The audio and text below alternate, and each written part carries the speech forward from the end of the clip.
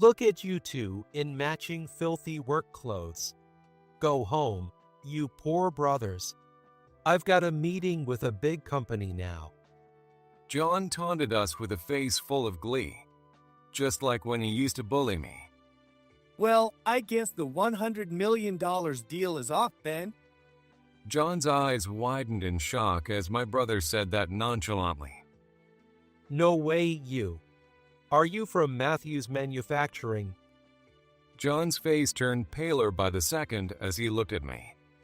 My name is Kent Matthews, 40 years old. I work at a small metalworking company called Matthews Manufacturing. Under the direction of my real brother and our company president, Kyle Matthews, I engage in metal processing work. Our main job is to transform metal blocks into all sorts of metal products, from large pots to small precision machine parts, using our unique techniques based on the client's requests. These pots and precision parts aren't just mass-produced by machines. The usability and durability of items crafted one by artisans are incomparable to those of mass-produced items. There are still things in this world that can only be made by human hands, and we cherish and preserve these techniques every day. By the way, Matthews Manufacturing was originally run by our uncle, our father's brother. When I was in 5th grade, our parents died in a car accident. My brother and I were taken in by our childless uncle and his wife. We naturally learned metalworking skills in that environment, and when our uncle was on his deathbed, he entrusted the company to us. Thanks to working hard together with my brother, we now get enough work to make a living, even if it's a small operation. The only complaint I have is the ongoing connection with someone I've had a grudge against since middle school. When I was in the 3rd year of middle school, my uncle brought my forgotten lunch to school. In his grease-stained work clothes, he came to the school gate, waved with a smile, and quickly left, saying, "Don't forget it next time." As I was about to return to the school building, the worst person spoke to me. Why is your parent dressed so dirty? Are you guys too poor to afford clean clothes? That person was John Collins. He is the son of the president of a major conglomerate, Collins Industries. In other words, this guy is a rich kid. It's none of your business. Even as a middle schooler, I couldn't express enough gratitude to my aunt and uncle for taking us in after our parents passed away, and we were plunged into despair. I couldn't just stand by and let them be insulted. If you keep making fun of my aunt and uncle, I won't forgive you. Immediately, John's cronies restrained me. What do you mean, you won't forgive me? John snatched my lunchbox. Even the design on your lunchbox screams poor. The food inside must be terrible, too. John's cronies burst into laughter at his words. Would you rather have me buy you a more luxurious lunch? When I shouted, "No thanks," John opened my lunchbox. Make sure to savor it. With that, he dumped my lunch on the ground in the schoolyard. His cronies laughed again. All right, let's go get lunch. One of John's cronies shoved me, making me stumble and fall to the ground. John threw the empty lunchbox away, laughing with his cronies as they walked back to the school building. I looked at my lunch scattered on the ground, unable to move from the frustration. John's bullying was a daily occurrence. However, I didn't want to worry my uncle and brother, so I acted cheerful at home during my 3rd year of middle school, determined not to show that I was being bullied. I kept telling myself, I'm not beaten in spirit, and endured the year as best I could. Somehow, I managed to graduate from middle school, and by then I was already considering taking over the family business in the future. Since John and I went to different high schools, our paths diverged, and I no longer had to deal with him. After that, I spent my days helping at home and studying hard in high school. No matter how busy or tough things got, I always thought it was still better than middle school, and that made me more resilient. Thanks to that, I always ranked at the top of my class, but I had decided to work at the family factory after high school, so I never considered going to college despite my good grades. My uncle insisted, "You should go to college for your future." My brother, who had also gone to college thanks to my uncle's generosity, was already working at Matthews Manufacturing, applying his knowledge in his job. My high school homeroom teacher recommended a renowned engineering university, saying it would surely help with the family business. So I pursued more specialized studies there. My tuition was covered by Uncle, so I'll cover yours, Kent. My brother said that, but my uncle retorted, "Don't be ridiculous," and ended up paying for my tuition as well. I joined Matthews Manufacturing right after graduating from college, and before I knew it, 18 years had flown by. In the meantime, 5 years ago, my uncle passed away, and a year later, my aunt followed him. Both my uncle and aunt, in their final moments, smiled contentedly, saying they were glad we had grown up so well before they left this world. My brother is married with kids, but I am still single. I regret not being able to show them their grandchild before they died. With these feelings in mind, my brother and I swore to each other that we would protect Matthews Manufacturing. By then, I had almost forgotten about John. However, something happened that forcibly brought back those unwanted, sealed memories. It was during a class reunion a year ago. I didn't have many good memories from middle school, but a former classmate, one of the few friends I had back then, persuaded me to go. Sure enough, John was there, still surrounded by his cronies, bragging about his family. My family has recently ventured into space projects. It might take a few years, but we plan to launch a rocket built by our company. I didn't care at all, so I tried to avoid him and talk to the friend who had invited me. But my efforts were in vain. "Hey, isn't that? What was his name again?" I heard John asking his cronies. I had hoped that after 25 years since middle school, he would have mellowed out a bit. But John was practically the same. He walked right up to me. What was your name again? You, poor boy. Oh yeah, poor boy. How've you been? Still poor? Instead of feeling anger, I was astonished that he could still talk to people that way as an adult. "If you don't know my name, don't talk to me." I glared at John. Oh, have you gotten a bit tougher now that you're an adult? His provocations were still at a middle school level. Maybe. You, however, are still childish. Still relying on your parents' money, unable to do anything on your own. I shot back. John stepped closer, his face twisted in anger. What did you say?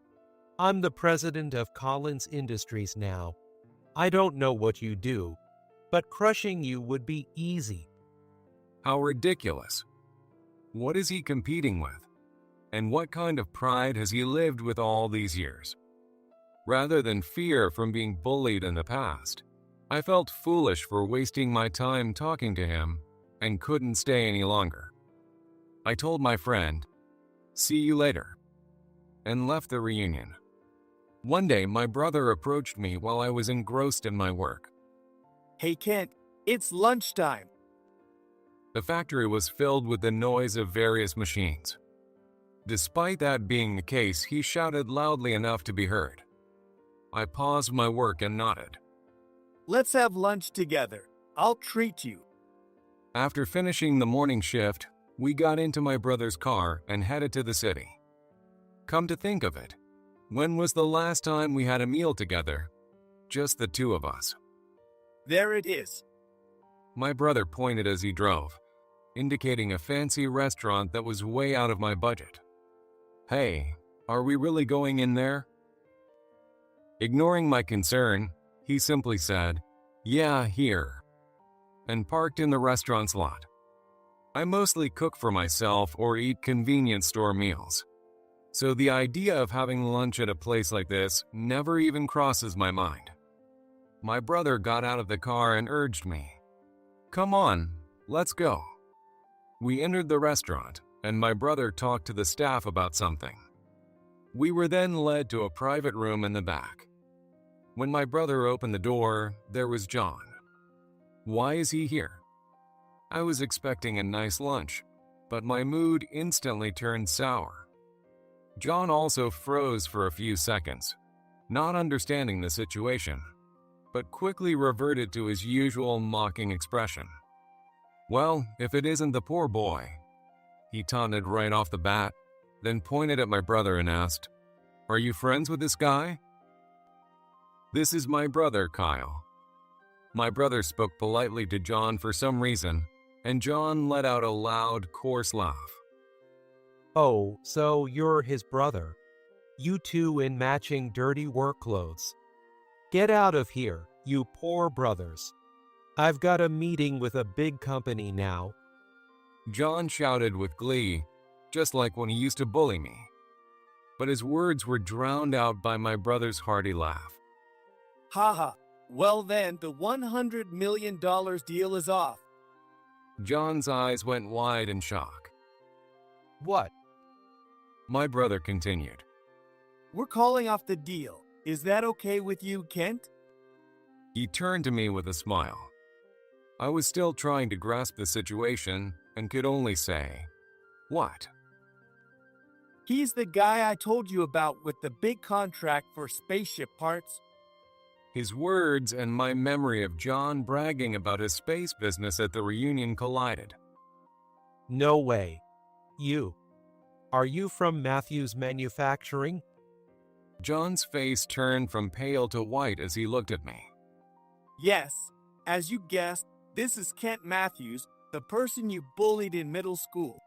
And I am his brother, Kyle Matthews, the president of Matthews Manufacturing, with whom you were supposed to negotiate today. John's face went beyond pale to white. Even though you couldn't remember his name at the reunion, you mocked him just like in middle school.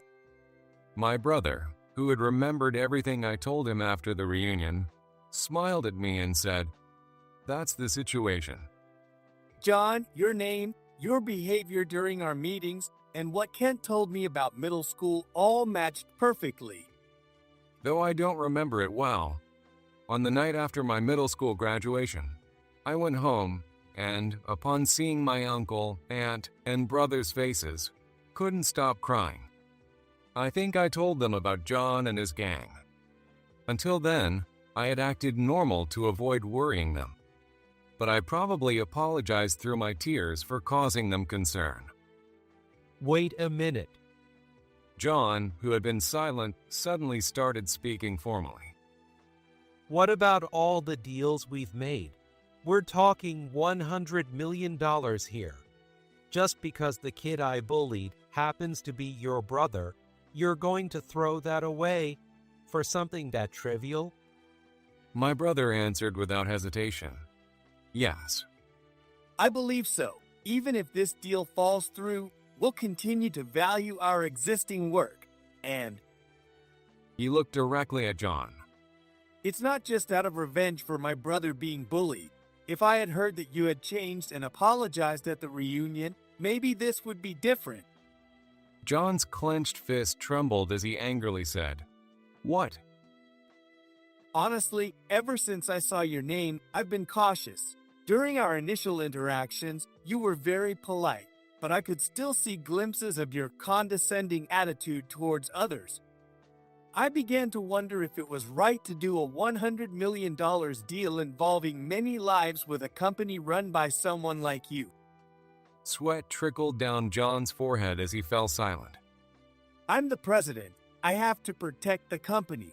I'm sorry to my brother, but I used this situation as a way to gauge your character for the sake of our company. Hearing those words, I couldn't help but smirk. That's how it is. We'll be taking our leave now. As we stood up, John shouted, Wait a minute. Does he still have something to say? Probably thinking the same, my brother and I exchanged glances. You think you can get away with this? You're dead wrong.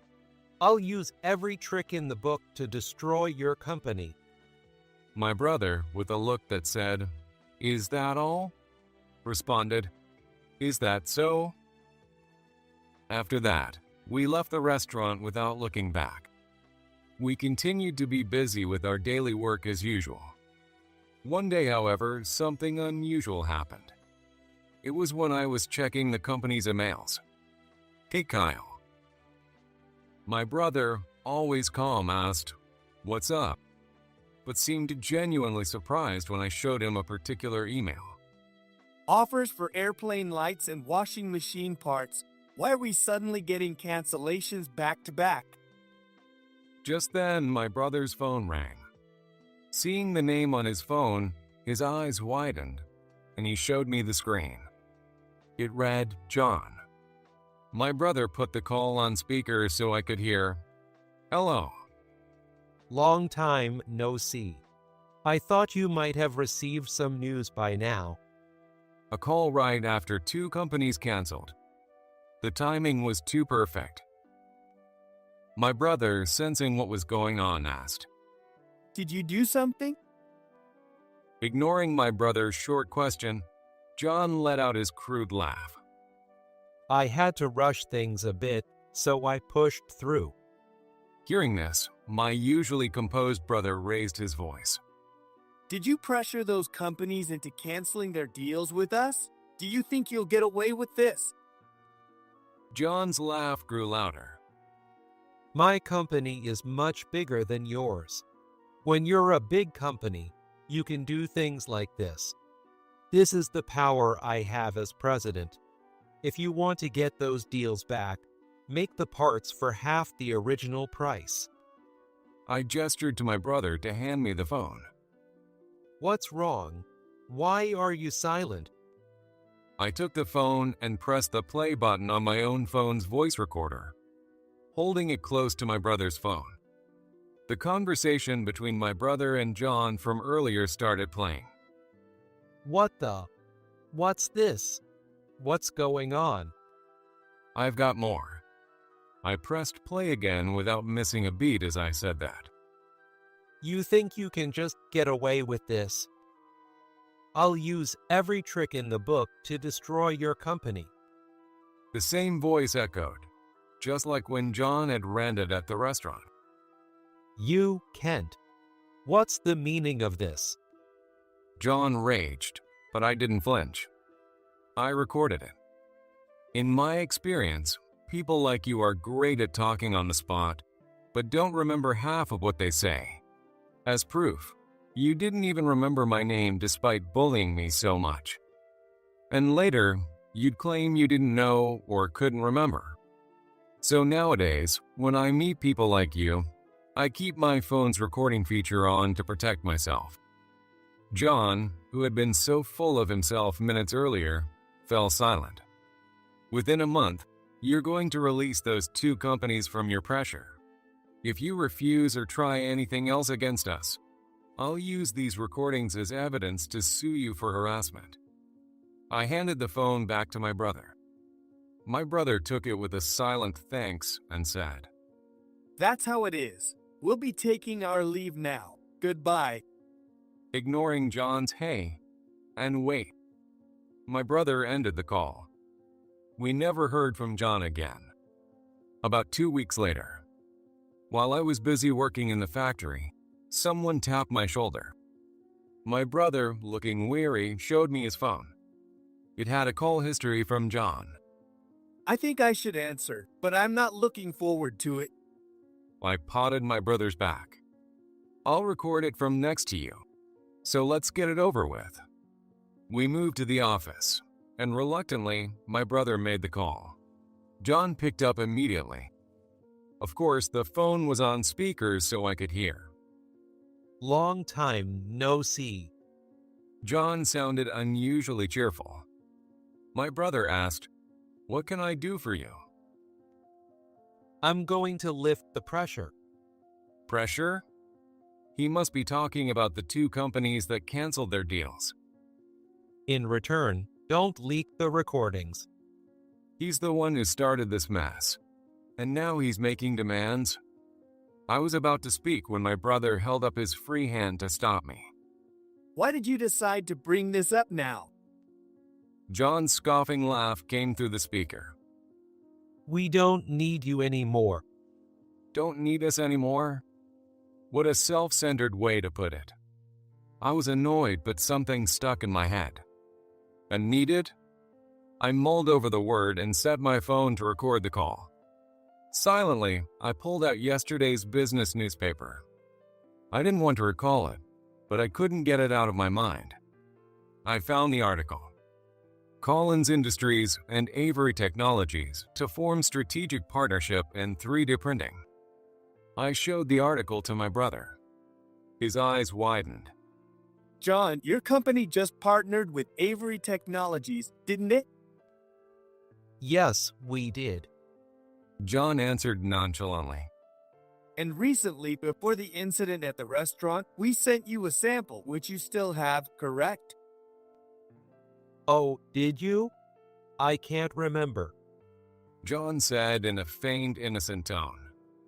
That part was useless by itself and currently only replicable by us. So we decided to leave it alone. Are you planning to use Avery Technologies' 3D printer to make a copy of the sample we sent you for your rocket development? John feigned ignorance again. I have no idea what you're talking about. We partnered with Avery Technologies to bridge connections with other manufacturers we're close with. And we receive samples from many companies. We can't keep all of them. Even if you accuse us of stealing, it won't stick. John piled on excuses and looked triumphant, which made me sigh quietly. Feel free to use our sample however you like. What? John was taken aback by my brother's casual tone. But if you think you can just easily copy that part and use it, there will be accidents in your rocket development and testing. The losses will be yours, so we strongly advise against it.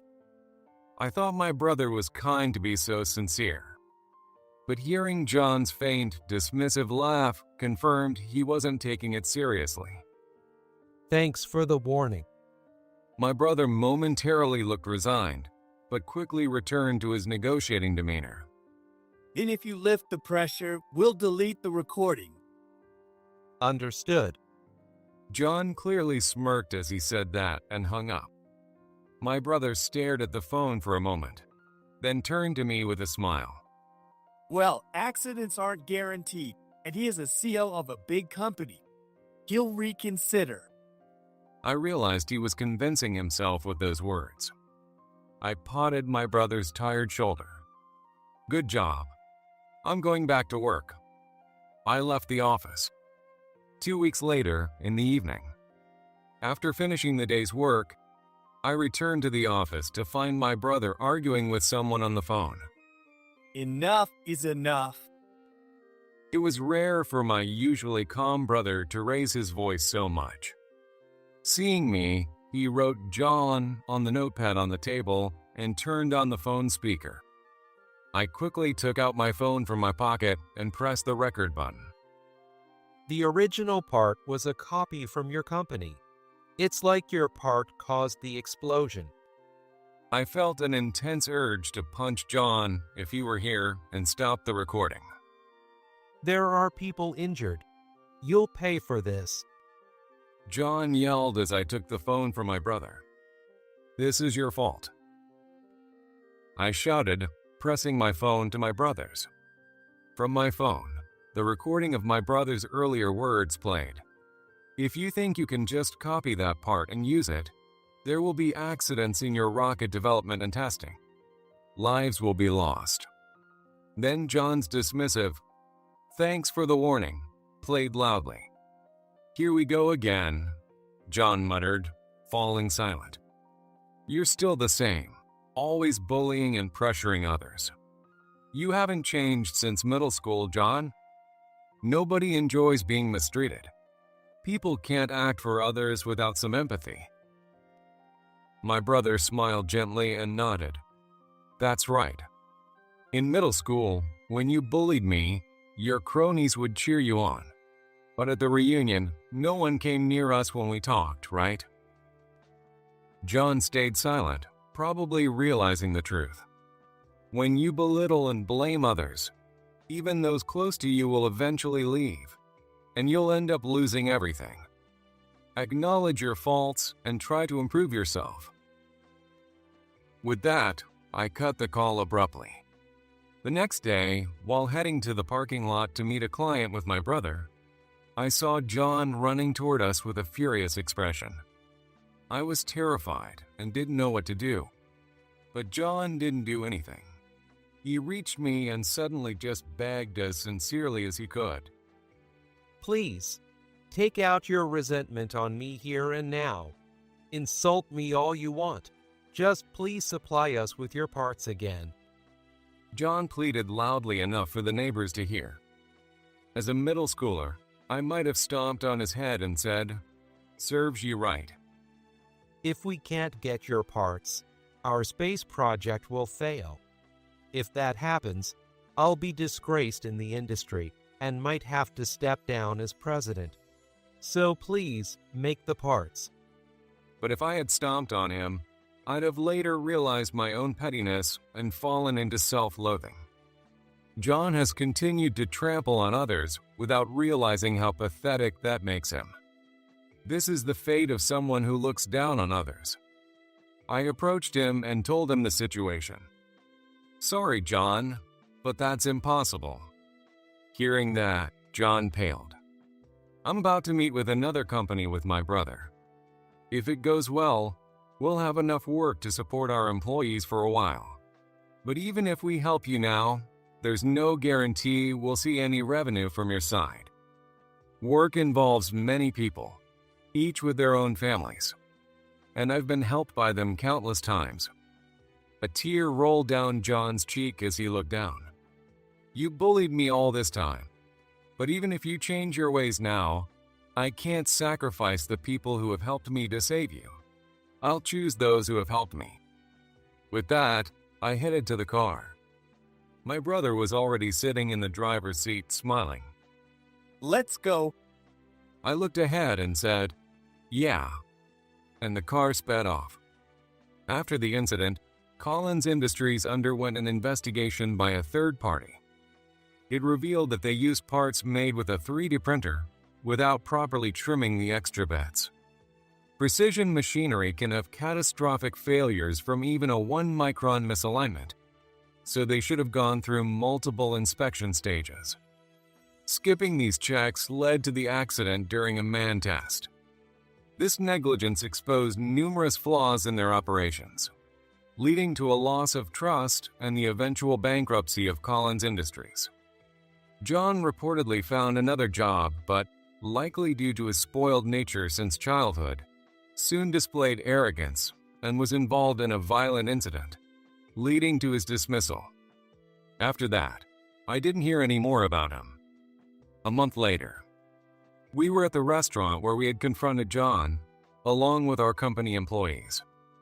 Before that confrontation, my brother had anticipated that things wouldn't go smoothly, so he told the restaurant to bill the cost later to Matthews Manufacturing. However, after causing a scene and disturbing other customers, we left without ordering, and John only had lunch. My brother later apologized profusely to the restaurant, promising, "We'll come back and dine properly." And here we were now, sitting around a table laden with a luxurious meal. Are you sure it's okay to treat everyone to such a fancy meal, Kyle? We have to. We made quite a fuss last time, and we need to make it up.